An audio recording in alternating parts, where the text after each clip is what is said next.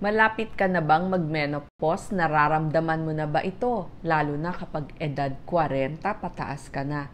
Tignan mo kung nararamdaman mo na to. May tinatawag na perimenopause. Ito yung edad 40 pataas. Malapit nang huminto ang iyong pagregla. Pero meron na itong mga sintomas at saka senyales. Bumababa na ang iyong estrogen o yung hormone ng kababaihan.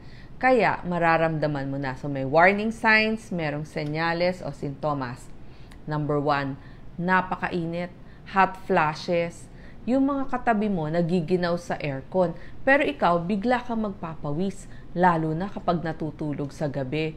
Magtataka ka, bakit yung mga kasama mo nakakumot lahat? Tapos ikaw, butil-butil yung pawis. Gusto mo nga, bukas na bukas lahat ng aircon, electric fan, pati bintana.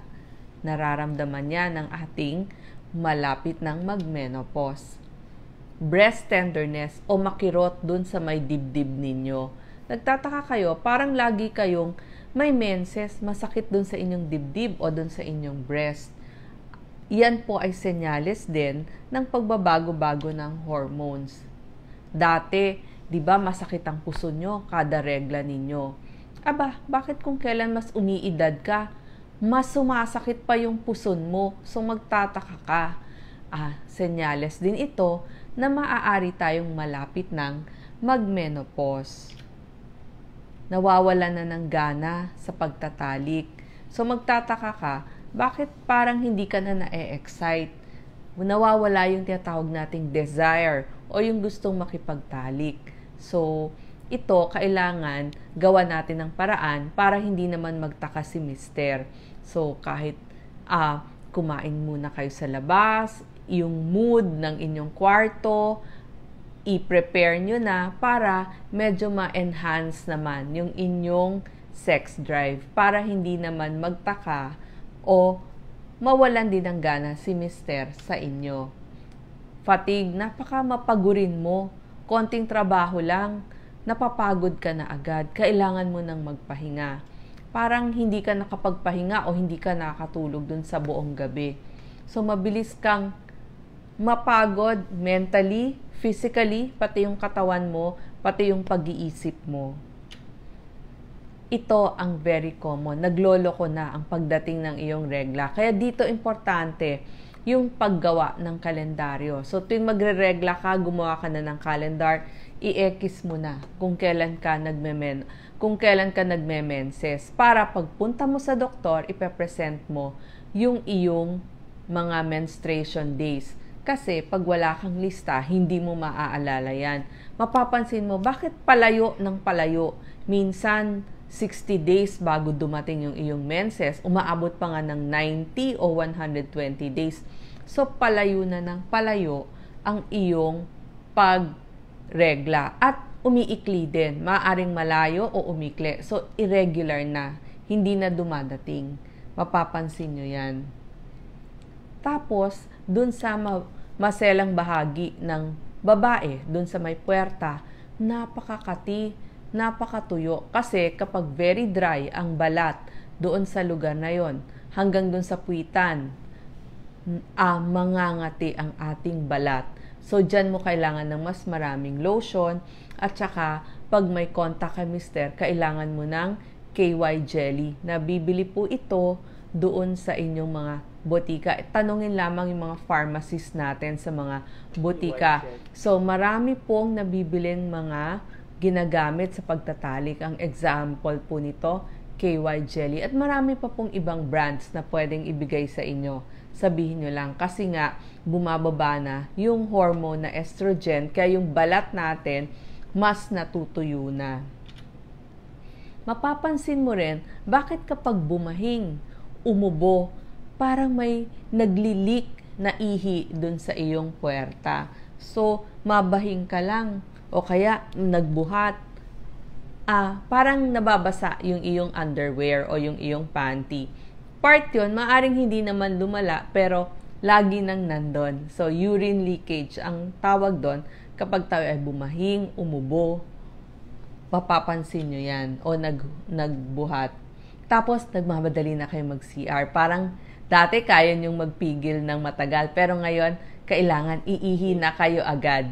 So, mabilis. So, urgent. Kailangan punta na agad dun sa banyo. Dun nakakatulong yung mga Kegels exercises, dun sa leakage, at saka yung kailangan nyo nang pumunta. So, i-search nyo lang po, pigilan, pag nakaupo kayo, pigil, 1, 2, 3, 4, 5, 6, pipigil dun sa may gawing puwerta, tapos release. So, gawin nyo po ito, 6 counts, pag wala kayong ginagawa, halimbawa nasa computer kayo or traffic, nasa kotse kayo, so anytime pwede kayong mag-Kegels exercises. Mood swings, mas mabilis uminit ang inyong ulo. Parang dati kung pasensyoso kayo, ngayon parang maikli na lang ang inyong pasensya. Maaring kasi nga napapagod kayo, mas emotional kayo. Bukod sa mabilis kayo magalit, mas mabilis din kayong umiyak. At mabilis din mawala ng pasensya, mabilis mainis. Kaya mga mister, wag ho kayong magtataka at yung mga anak kung bakit mas lagi nagagalit ang inyong mga nanay. Kaya nga diba sinasabi, nako kasi magme-menopause na yan. Pero wag naman ho nating lalahatin. Maaaring may nararamdaman ng inyong nanay, kaya mainit ang ulo niya. Mahirap din siyang matulog. Ito, kailangan mong i-prepare yung iyong kwarto. Mas madilim, mas hindi maingay, mas malamig, parehong oras ng pagtulog kasi marami talagang rumireklamo na hindi sila makatulog sa gabi. Pero hindi naman ho lahat. Pero maraming nakakaramdam niyan. Weight changes, sasabihin nyo, aba, bakit mas tumataba ako? Pareho lang naman ang kinakain ko. So, mapapansin nyo rin, mas bibigat kayo. Or may magsasabi, baka mas tumataba kayo. Itong irregular periods, sign na nga ba ito na papahinto na ang inyong menses? So, pero merong mga kailangan kayong bantayan. Pag ba syempre dumadating pa rin naman kahit layo-layo ang inyong pagregla. Mas dumami ba ang inyong regla? Minsan buo-buo na. Humaba ba ang inyong regla? Isabihin, kung dati kayong 3 days, naging 5 days na or 7 days, tapos mas dumami pa. Sabihin, pag nagre-regla kayo, bakit buo-buo? O kaya naman, kailangan nyo nang gumamit ng lampin pag kayo ay nagre-regla. Dati, 1 or 2 pads a day lang kayo. So, kapag naramdaman nyo po itong lahat ng sinasabi ko, kailangan pumunta na tayo sa ating OBGYN. Tapos, sa pagitan ng inyong dalawang regla, nag-i-spotting kayo. Or, nag-i-spotting kayo pagkatapos magtalik. Tapos, dumalas na ang inyo. Diba, dapat nga, kung magme-menopause, papalayo.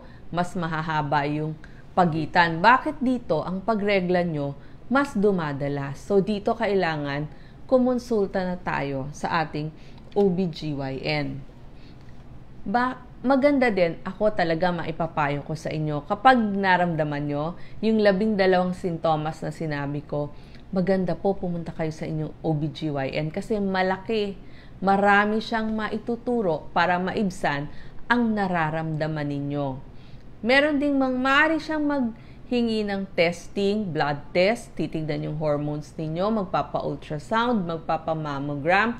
Maganda rin ito talaga nag-check up. At syempre, bukod pa dun sa inyong pap smear, kaya kailangan pumunta tayo sa ating OBGYN. Hindi porket papahinto na ang inyong regla, hindi na kayo magpapakita sa inyong doktor. Ang tanong, pwede ba akong mabuntis pa kapag malapit ang mag-menopause? Hanggat dumadating po ang regla ng isang babae, pwede pa siyang magbuntis. Kaya kailangan may form of contraception pa rin ang mag-asawa kasi hindi nyo masasabi kung mabubuntis or hindi pa.